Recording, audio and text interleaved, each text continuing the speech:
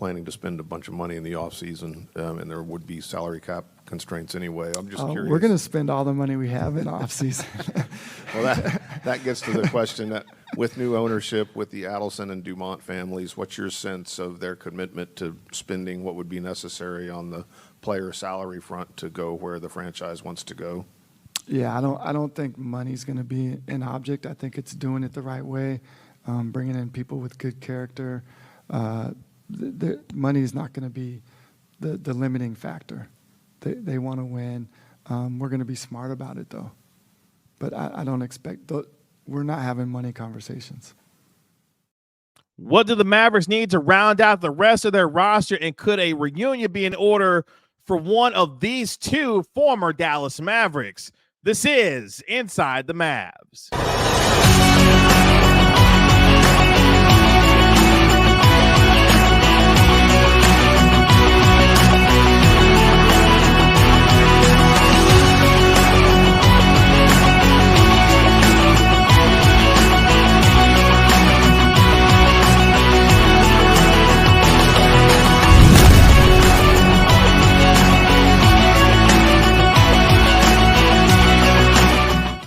Welcome to Inside the Mavs, presented by Aura. I'm your host, Kevin Gray, Mavericks Pre and Post Game host on the Dallas Mavericks Radio Network. Appreciate you joining me here for this episode of Inside the Mavs. Make sure you download and subscribe to the podcast wherever you get your podcasts for free.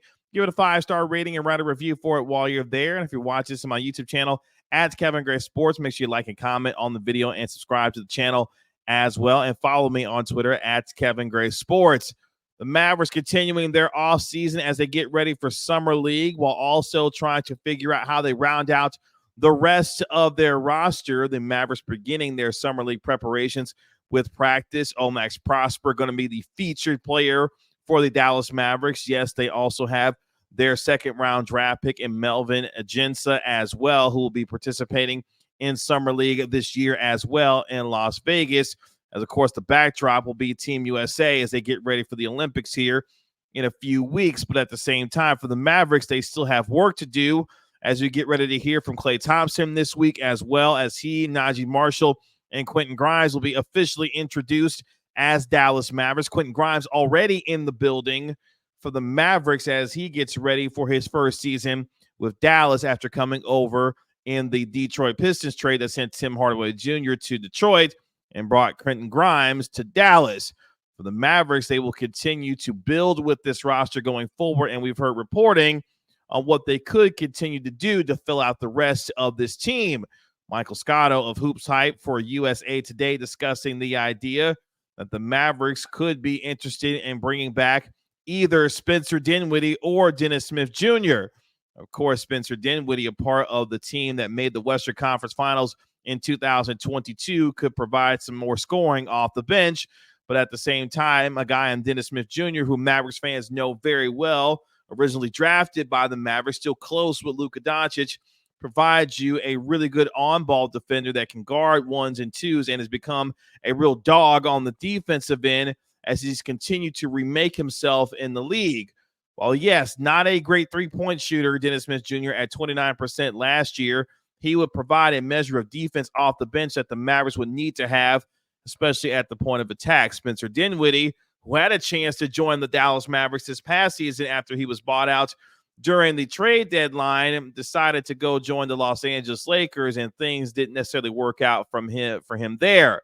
So could a reunion be in order for one of those two players coming back to Dallas, depending on the need and the flavor that you're looking for? A team that still may bring back Markieff Morris as well, who was a veteran leader and a real voice and presence in the locker room for the Dallas Mavericks as they made their run to the NBA Finals. We've also heard names like a Malachi Flynn, who had the most random 50-point game that you'll ever see in the NBA. But regardless of what the Mavericks decide to do, they have flexibility with their options. And yes, they've got a deepening rotation coming off the bench when you look at how Jaden Hardy will continue to look to step up on both the offensive and more so on the defensive end. You saw him improve as the season went on, be much better in terms of his reads and his passes to be a much more effective member, especially in the postseason. Dante Exum, who's coming back this upcoming season, a little over $3 million that he will be paid this upcoming year for the Mavericks. A ball handler off the bench that can knock down shots from the three-point line will be, again,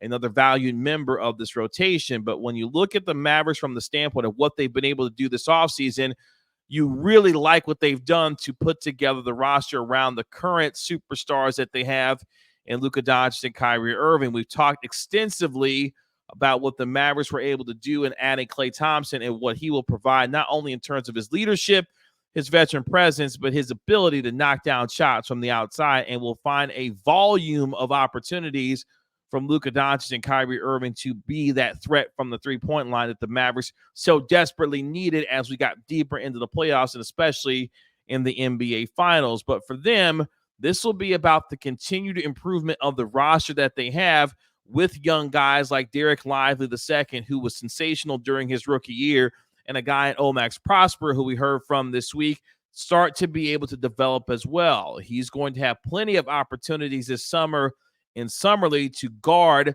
the best offensive player for opposing teams. Summer League head coach Jared Dudley talking about that this week, saying that Max is going to have his opportunities to be out on the perimeter defending the offensive team's best offensive player during these Summer League games. And on the offensive end, not only will he have plenty of opportunities to get catch and shoot opportunities from the three-point line, but also learning as he redrives when he gets closed out on to be able to make the right reads and correct passes to be able to run the offense effectively, knowing how much he's going to be featured in Summer League offensively for the Mavericks. So those are the two things for Max that he's going to have to develop, continuing to be the best perimeter defender that he can with the opportunities that's going to get provided during Summer League, but also offensively knocking down shots from the outside to be a potential 3-and-D type of player that the Mavericks will need to be a part of the rotation.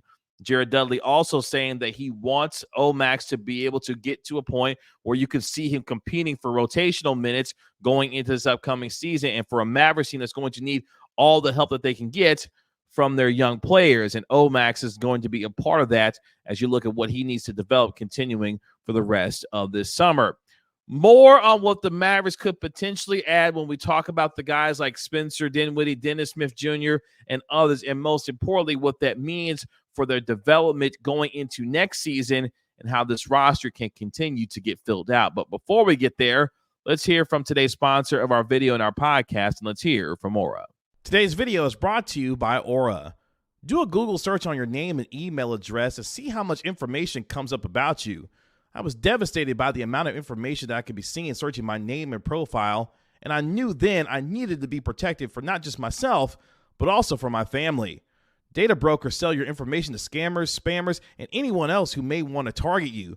Your full name, email, home address, health records, your relatives, it's all out there.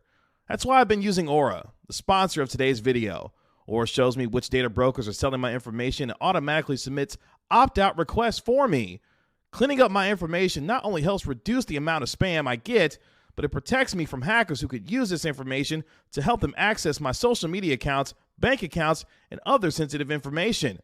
Aura also does so much more to protect me and my family from online threats that I can't see. It's really easy to set up, so I don't have to download several different apps to get things like antivirus, VPN, password management, parental controls, identity theft insurance, and more. I get everything at one affordable price.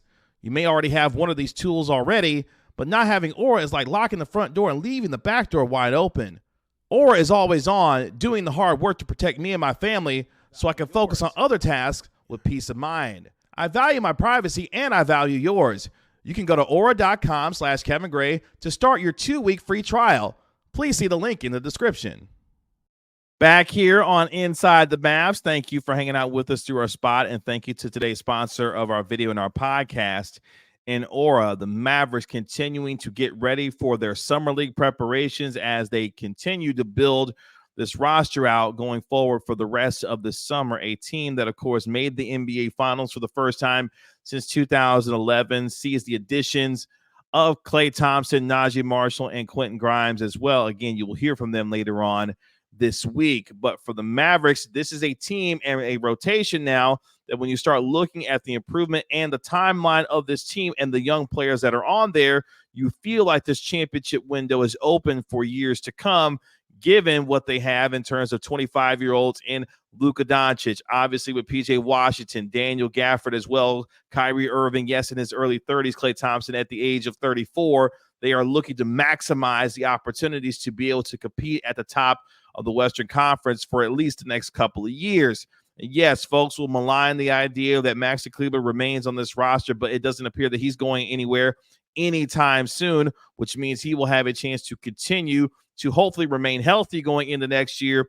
And we know how much the Mavericks love his defensive flexibility with his ability to guard 4s and 5s and be a versatile defender on that side of the floor and still have the capability at times to knock down open three-pointers when he has the confidence to do so. That will be huge for the Mavericks this upcoming season. But this continues to be about the development of the young players on this team. We talked a little bit about Omax Prosper and what he's going to have to show in Summer League this year to show continued progression and development on both ends of the floor to give the Mavericks organization confidence that he can be a legitimate part of this rotation, because that is one of the expectations going into this upcoming season for the Mavericks. Who he can learn from is a guy in Najee Marshall, who at 26 years of age, coming over from the New Orleans Pelicans, has carved out a nice role for himself in this league as a dog on the defensive end, tough as nails, is going to bring energy on the defensive end of the floor and knock down shots from the outside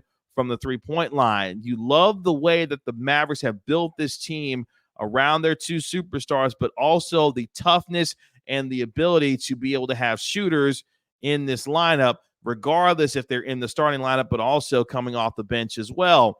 One of the things that we will monitor throughout the course of the summer as well is the development of PJ Washington, especially from the three-point line. We've heard reporting that he is having his three-point shot retooled and remade, and hopefully that will mean much more consistency from him this upcoming season. Another player with a chance with a full summer with this team to be able to show the growth and development needed to be a part of this team, especially knocking down shots from the outside and doing so at a much more consistent rate. But for this team overall, you like what they've built, you like what they put together, and if the additions of a Spencer Dinwiddie, regardless of how you may feel about him, even with his decision to go to the Los Angeles Lakers when they had a chance to come back to Dallas, or in my mind, a guy like Dennis Smith Jr., who I think would relish the idea of coming back to Dallas. We have seen reporting from Mavs Sports Illustrated that he is interested mutually in coming back to the Dallas Mavericks, and what that would mean for his career,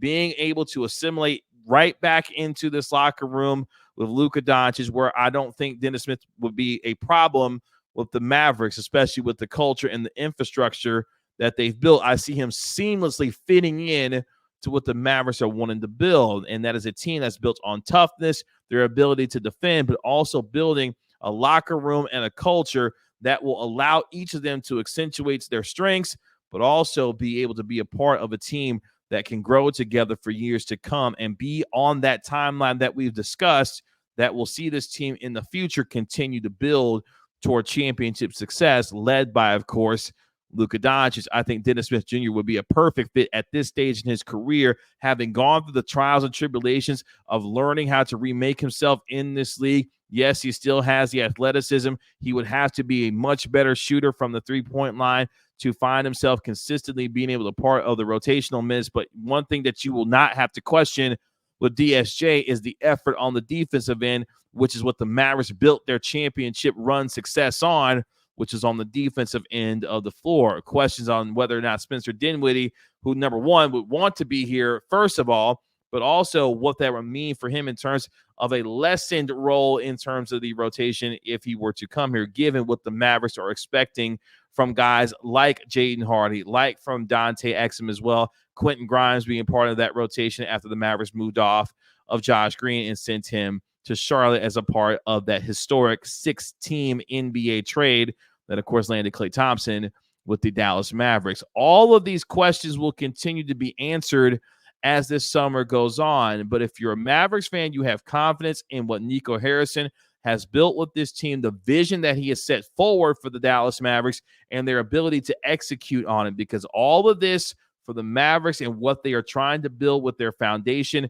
moving toward championship success year after year and consistently remaining in that top 4 conversation, is what you have seen the Mavericks be able to put forward throughout the course of this offseason, laying that foundation that can be sturdy and built upon with your two superstars, but also young, controllable contracts that allows you to have flexibility moving forward with the assets that you have, your 2025 first-round pick, your 2031 first-round pick as well. And while, yes, the 2025 NBA draft class is expected to be loaded, you still have a valuable asset there to potentially use in a trade along with that 2031 first-round pick as well. But the young guys that they have and what they're able to utilize for them going forward, along with the veteran presence that they now have in terms of Klay Thompson coming to this team, if they decide to bring back Markieff Morris as well, they've got a perfect blend and mix of young and veteran guys who have been there in terms of their championship experience.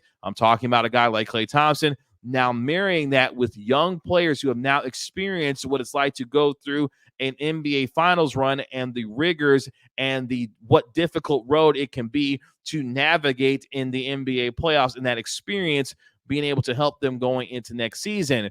So you should be really excited about this team, the core that they've developed, the young players that are surrounding that core, and the experience now that they gained having made an NBA Finals run, and what that means for their ability to manage themselves throughout the course of this offseason, going into next year, gelling together during training camp, which we will see later on this year, getting ready for the season. But most importantly, for their superstar, Luka Doncic, finally being able to get some rest after, of course, he and his Slovenian national team lost in the semifinals to Greece as they were trying to qualify for the Olympics. This sets up to be one of the most important summers for this franchise, given what they have now decided to move forward with in the acquisitions of Klay Thompson, Najee Marshall, and Quentin Grimes, the health and recovery of Luka Doncic, Kyrie Irving continuing to play at an extremely high level, where this past season he averaged 25, 5, and 5. Luka Doncic coming off one of the most historic offensive seasons that we've seen in NBA history, how he will be an NBA MVP candidate going into this upcoming season as well, and should be the odds-on favorite to win it. The expectations for this team have skyrocketed given the run that they've made. And yes, I know how much the West has improved with what you see, especially with Oklahoma City, with the acquisitions of Alex Caruso and Isaiah Hartenstein. But at the same time, the Mavericks have done exactly what they need to do to build their team based off of what their roster presents to them and filling in the gaps to be able to make the kind of run that will allow them to get over the championship hump the way that they weren't able to do in taking out the Boston Celtics. But again, the experience of having gone through that will make this team much better. But how they finish out this roster with the veterans that they could potentially add to this team, making sure that whomever they bring to this roster will fit into this team from a cultural and a locker room standpoint on and off the floor, because no matter how much execution that you have on the floor in terms of trying to win a championship, it's about being able to have that kind of chemistry off the floor as well to be able to forge toward a common goal in winning a championship.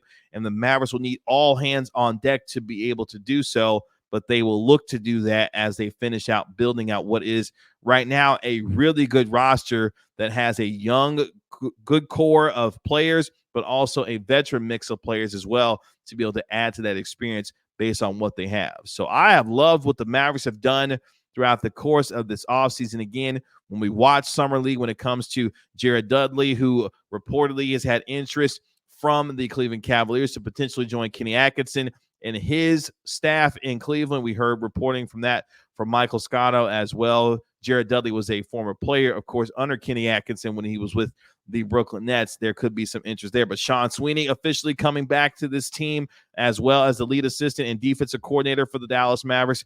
Jared Dudley expected to stay when it comes to the Dallas Mavericks as well. So the foundation of this coaching staff, these players, and this front office now all in place. And Nico Harrison talking about how he wants this organization to come back 10 to 15% better. That all starts at the top with him, but also his players as well. And hopefully for Luka Doncic, the rest that he will now get for himself for the rest of the summer and what that means for his ability to be able to lead this team, improving on the defensive end where we know he's capable of doing it when he decides to do so, but more so how that permeates throughout the rest of the team. And even with the addition of Klay Thompson, how much more motivated he's going to be to be able to be a part of this team. You saw it on his Instagram post over the weekend. Klay Thompson is ready to have some fun in Dallas, and he should, based off of how exciting this team is. The young players that they have, the veteran group that they have as well, marrying all of this together and how it comes together for the Mavericks throughout the course of the rest of this offseason and going into training camp and into the regular season as well. We've gone through a lot of numbers when it comes to what Najee Marshall, what Quentin Grimes, what Klay Thompson are all able to do and the skill sets that they bring to this team. Now it's about being able to execute it on the floor and the development of everyone else, whether it be PJ Washington, Daniel Gafford, Derek Lively II, whomever you want to name as part of these guys that have to continue to get better throughout the rest of this offseason and into next year. You are expected to see that growth this summer and going into training camp next year, which should all give us a really good feeling about what this team can be in the Western Conference this upcoming season. But the Mavericks still have some work to do to be able to fill out the rest of this roster, but they've got guys that are in there that are not only working hard now, but also have a chance to continue to have opportunities to develop, and we will see what happens in the rest of the free agency. You might want to hang tight because it may be a little while. We saw last year, of course, the Mavericks didn't sign Derrick Jones Jr. until the middle of August, and you saw what kind of effect that he had. You may see something similar for the Mavericks as they patiently await to fill out the rest of this roster with their final roster spot that they have left. But it should continue to be some exciting news when it comes to the Mavericks. You'll hear from Klay Thompson, Najee Marshall, Quentin Grimes this week. I'll be all over it. Of course, with Inside the Mavs right here, the player interviews and everything else that comes to the coverage of this team. So you don't want to miss out on anything here on Inside the Mavs. That'll do it for this episode of Inside the Mavs. Again, thank you so much for joining me here on the show. Download and subscribe to the podcast wherever you get your podcasts for free. Give it a 5-star rating. Write a review for it while you're there. If you're watching this on my YouTube channel, make sure you like and comment on the video. Subscribe to the channel as well, and be able to follow me on Twitter at Kevin Gray Sports. I am, of course, your Mavericks pre- and post-game host on the Dallas Mavericks Radio Network on 97.1 The Eagle, part of every single Mavericks broadcast from the preseason all the way, of course, to the NBA Finals. This has been Inside the Mavs, presented by Aura.